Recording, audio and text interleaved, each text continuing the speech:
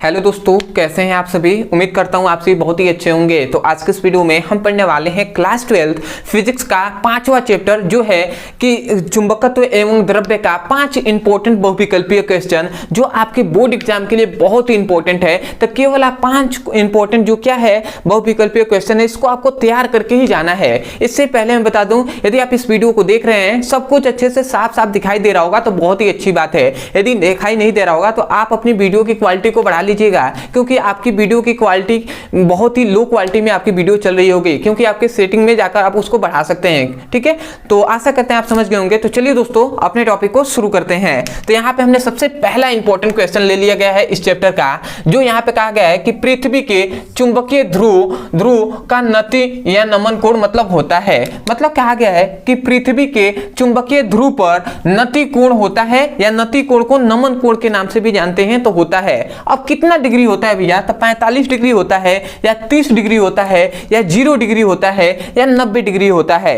तो याद रखें भैया कि भैया जो चुंबकीय ध्रुव पर नति कोण या नमन कोण जो होता है वो 90 डिग्री होता है। तो आशा करते हैं ये वाला आपका ऑप्शन सही हो जाएगा, 90 डिग्री। ठीक है, तो इसको आपको याद रखना है। अगला आता है दूसरा। तो यहाँ पे कहा गया है कि चुंबकीय याम्योत्तर तथा भौगोलिक याम्योत्तर के बीच बने कोण को कहते हैं। मतलब चुंबकीय याम्योत्तर और भौगोलिक याम्योत्तर के बीच कौन सा कोण बनता है, ये आपसे पूछा गया है। तो हमने पढ़ाया था तो दिक्पात का कोण बनता है। ठीक है, दिक्पात का कोण बनता है, इसको आपको याद रखना है। क्योंकि जब हमने दिक्पात का कोण का परिभाषा बताया था, तो उसमें हमने बताया था कि भौगोलिक याम्योत्तर तथा मतलब चुंबकीय याम्योत्तर और भौगोलिक याम्योत्तर के बीच बने कोण को ही दिक्पात का कोण कहते हैं। आशा करते हैं आपको याद आया होगा, यदि आपने पढ़ा होगा तो। अब भैया इसका परिभाषा भी आपको याद करके ही जाना है। इसका ये चारों का परिभाषा आपसे 2 नंबर में पूछ लिया जाता है।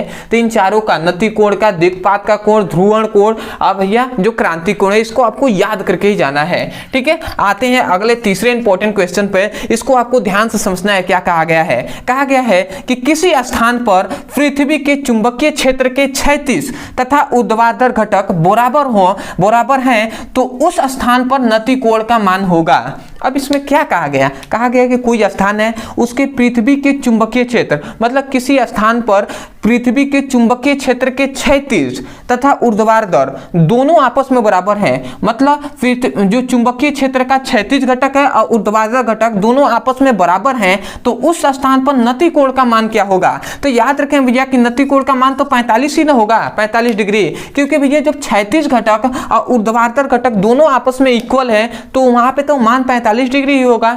आशा करते हैं कि आप इसको याद करके जाएंगे। ये 5 इंपॉर्टेंट, बहुत इंपॉर्टेंट क्वेश्चन है, तो इसको आपको याद करके ही जाना है। ये वेरी इंपॉर्टेंट है। यहाँ पे क्या कहा गया है? चुंबकीय आघूर्ण का मात्रक है। भैया चुंबकीय आघूर्ण जब हमने पढ़ाया था, तो उसमें हमने बताया था चुंबकीय आघूर्ण का मात्रक क्या होता है। यहाँ पर ऑप्शन दिया गया है न्यूटन प्रति एम्पियर इंटू मीटर। यहाँ पे एम्पियर इंटू मीटर स्क्वायर, यहाँ पे वेबर प्रति मीटर स्क्वायर, यहाँ पे हेनरी। तो हेनरी तो होगा ही नहीं, वेबर तो इसमें कहाँ आ गया भैया? ये तो होगा नहीं। इन दोनों में से तो हमने बताया था कि क्या होता है भैया कि एम्पियर इंटू मीटर स्क्वायर ही होता है क्या?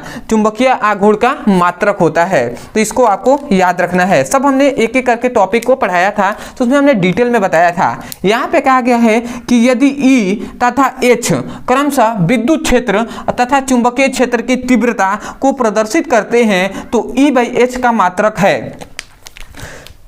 मतलब यहाँ पे क्या कहा गया कि जो E और H क्रमशः विद्युत क्षेत्र और चुंबकीय क्षेत्र की तीव्रता को दर्शाते हैं, तो वहां पे भैया E बाई H का मात्रक क्या होगा? तो आपको तो पता है ना कि E और H क्या है, मतलब क्षैतिज घटक और ऊर्ध्वाधर घटक है। ठीक है, तो इनके बीच का मात्रक क्या हो जाएगा भैया? ओम हो जाएगा। ठीक है, क्योंकि ये विद्युत क्षेत्र और चुंबकीय क्षेत्र की तीव्रता को प्रदर्शित कर रहे हैं। तो आशा करते हैं आपको समझ में आ गया होगा। ठीक है, तो बहुत देर से पढ़ा रहे हैं। ठीक है, अभी तक 2 वीडियो बन गया है, तो इसीलिए थोड़ा सा आज बहुत ज़्यादा कार्य था, थोड़ा सा पानी पीने का ठीक है इच्छा है। तो चलिए दोस्तों, आज के लिए इतना ही। आशा करते हैं कि आपको समझ में आया होगा। इन सभी 5 क्वेश्चन को आपको तैयार कर लीजिएगा। ठीक है, क्योंकि वेरी इंपॉर्टेंट है ये सभी। दूसरी बात कि बहुत से ऐसे स्टूडेंट हैं जो चाहते हैं कि भैया अभी तक सिलेबस कंप्लीट नहीं होगा, तो मैं उनसे बताना चाहता हूँ कि भैया सिलेबस आपका पूरी तरीके से कंप्लीट होने ही वाला है। ठीक है, आपका तो इंपॉर्टेंट जो भी क्वेश्चन है सब्जेक्टिव टाइप में, वो तो हमने सब पढ़ा दिया है। ऑब्जेक्टिव टाइप का ये 5वां चैप्टर है, और जो बचे हुए हैं उनको सब करा दिया जाएगा। ठीक है, तो आशा करते हैं आप समझ गए होंगे। होंगे। तो यदि आप हमारे चैनल पर नए होंगे तो जरूर चैनल को सब्सक्राइब कर दीजिएगा। तो चलिए दोस्तों, आज के लिए इतना ही, मिलते हैं एक नए टॉपिक के साथ। तब तक के लिए धन्यवाद। जय हिंद, जय भारत।